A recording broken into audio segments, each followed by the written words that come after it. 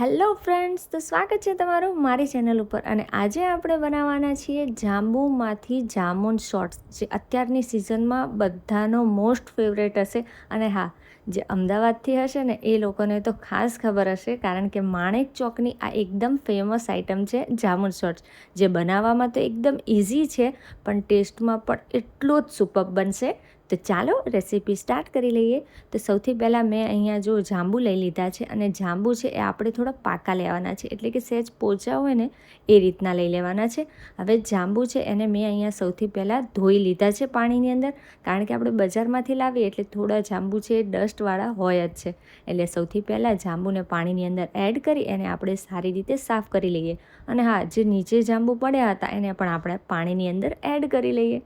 તો જો પહેલાં મેં જાંબુ છે એને સારી રીતે ધોઈ લીધા છે. ત્યારબાદ કાણાવાળા વાસણની અંદર આપણે એને ટ્રાન્સફર કરી લઈએ, એટલે પાણી છે બધું નીકળી જાય. હવે બસ જાંબુને આપણે કટ કરી લઈએ. તો કટ એ રીતે કરવાના છે જેથી ઠળિયાનો ભાગ આવે નહીં અને એકલા જાંબુના ગર્ભનો ભાગ આવે, એટલે કે જે ગર્ભ હોય છે ને એ એટલું યમ્મી અને એટલા જાંબુ ટેસ્ટી લાગે છે ને.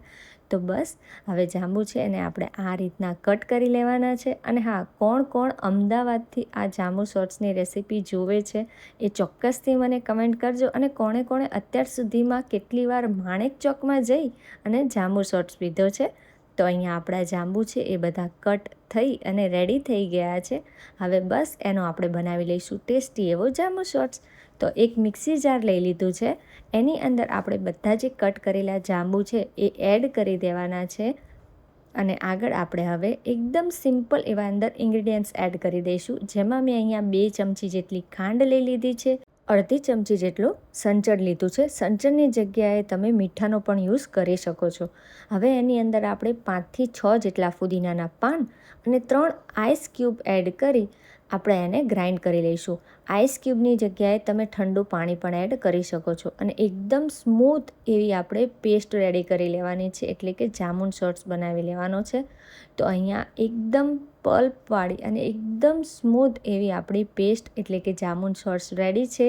હા, પાણીનો ભાગ થોડો ઓછો એડ કરી લેજો. તો જુઓ, રેડી છે આપણો એકદમ જ્યુસી એવો જામુન શોર્ટ્સ. અને હા, હવે જામુન શોર્ટ્સ જે ગ્લાસમાં આપણે સર્વ કરવાના છીએ એનો પણ ડેકોરેશનની તૈયારી કરી લઈએ. તો એક પ્લેટની અંદર મેં અહીંયા થોડું મીઠું અને થોડું કાશ્મીરી પાવડર એડ કર્યો છે, અને આ રીતે આપણે મિક્સ કરી લેવાનો છે, જેથી બંનેનો ટેસ્ટ જ્યારે આપણે જામુન શોર્ટ્સ પીએ ને ત્યારે એકદમ સરસ એવો આવે. તો જો અહીંયા આપણો મસાલો છે એ રેડી થઈ ગયો છે. તો હવે એને આ રીતે મિક્સ કરી લેવાનો છે અને કરી લઈશું આપણે સાઈડમાં. અને મારી પાસે જો અહીંયા જામુન શોર્ટ્સ માટેના આ રીતના એકદમ સ્મોલ એવા ગ્લાસ હતા, એની ઉપર આ રીતના આપણે લીંબુ છે એને લગાવી દેવાનું છે. અને હવે જે આપણે મસાલો પ્રિપેર કર્યો હતો ને એની અંદર આ રીતના આપણે એને ડીપ કરી દેવાનો છે, જેથી બધો મસાલો છે એ ગ્લાસની ઉપર આ રીતના લાગી જાય. તો જો આપણો ગ્લાસ પણ રેડી છે. બસ આ જ રીતે મેં અહીંયા બધા જ ગ્લાસ છે એને ડેકોર કરી લીધા છે. તો ચાલો હવે આપણે સર્વ કરી લઈએ જામુન શોર્ટ્સ. તો છે ને, તમને જોઈને જ મન થઈ ગયું ને કે ચલો આજે જ બનાવી અને પી લઈએ. તો એકદમ ઇઝી એવો આપણો જામુન શોર્ટ્સ રેડી છે, તમે ચોક્કસથી બનાવો. અને હવે મેં અહીંયા ઉપરથી ફુદીનાના પાનથી એને ગાર્નિશ કરી દીધા છે. તો લુક વાઇઝ તો એટલા સરસ જ છે જામુન શોર્ટ્સ, પણ પીવામાં પણ એટલા ટેસ્ટી છે. તો એકદમ ઇઝી રેસીપી છે ને, તો જરૂરથી આજે જ ટ્રાય કરજો અને પછી મને કમેન્ટમાં જણાવજો કે કેવો બન્યો હતો તમારો જામુન શોર્ટ્સ. અને હા, જે અમદાવાદ માણેક ચોકમાં પીધો હશે ને સેમ એ જ ટેસ્ટનો તમારો જામુન શોર્ટ્સ બની અને રેડી થઈ જવાનો છે. અમે તો અહીંયા બધા એન્જોય કરીએ જ છીએ.